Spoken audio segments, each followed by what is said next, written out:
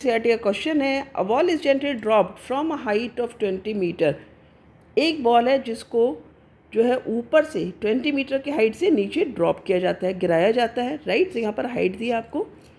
If its velocity increases uniformly at the rate of 10 metre per second square, यदि इसकी velocity increase करती है uniformly, ठीक है, यानी यूनिफॉर्म रेट से इंक्रीज कर रही है 10 मीटर पर सेकेंड स्क्वायर, इसका एक्सेलरेशन दिया है। विद वॉट वेलोसिटी पूछा है, कितनी वेलोसिटी के साथ will it strike to the ground, ये ग्राउंड को स्ट्राइक करेगी, यानी जब ग्राउंड को टच करेगी उस समय इसकी वेलोसिटी क्या होगी। आफ्टर वॉट टाइम, और कितने समय के बाद will it strike the ground, और कितनी देर लगेगी इसको ग्राउंड को टच करने में, स्ट्राइक करने में, ग्राउंड को टच करने में। तो यहाँ पर देखो हमें क्या क्या गिवन वैल्यूज़ हैं। तो हम पहले सबसे लिखेंगे गिवन। अच्छा, बॉल को ऊपर से ड्रॉप किया जा रहा है तो ये मानकर चला जा सकता है कि यू इसका कितना है आपका 0 मीटर पर सेकेंड, राइट। और यहाँ पर एक्सेलरेशन दिया है जो कि आपका है 10 मीटर पर सेकेंड स्क्वायर। फिर आपसे पूछा है दो ही चीज़ें आपको, और डिस्टेंस दिया है आपको जो कि आपका 20 मीटर्स, राइट। 20 मीटर की हाइट से इसको नीचे फेंका गया है बॉल को।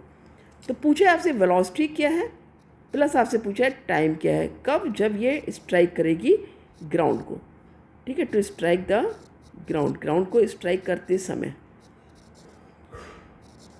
क्या इसकी वेलोसिटी और क्या इसका टाइम है।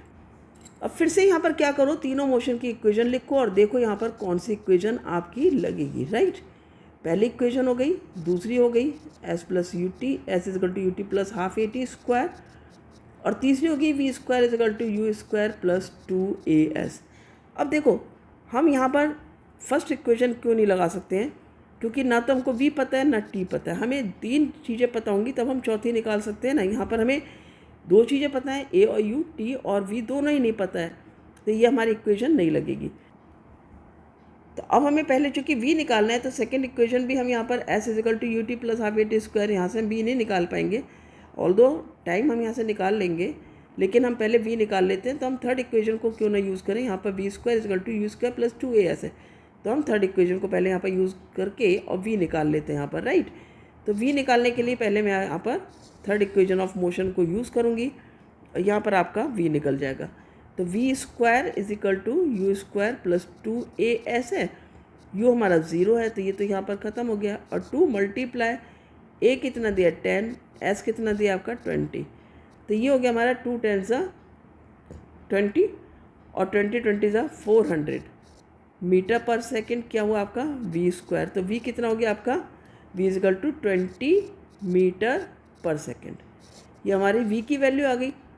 अब हमको निकालना है t, v हमारा आ चुका है, t निकालने के लिए हम फर्स्ट इक्वेशन यूज़ कर लेंगे। भाई हमें v square v equal to u plus a t है, हमें सारी वैल्यूज़ पता हैं, तो हमने v की वैल्यू लिखी है यहाँ पर 20 equal to 0 plus a t, right. अब यहाँ पर कितना हो गया हमारा, a की वैल्यू हम लिख लेते हैं, यहाँ पर a की वैल्यू हमारा 10 है, तो 10t इक्वल्स 20 हो गया, और t इजकल टू 2 सेकेंड, ये हमारा टाइम का भी आंसर आ गया। तो दोनों आंसर आ चुके हैं। कितने समय के बाद, 2 सेकेंड में ही जो है वो बॉल ग्राउंड को स्ट्राइक करेगी, और किस वेलोसिटी से करेगी, 20 मीटर पर सेकेंड की वेलोसिटी से करेगी। तो मिलते हैं नेक्स्ट वीडियो में, थैंक यू।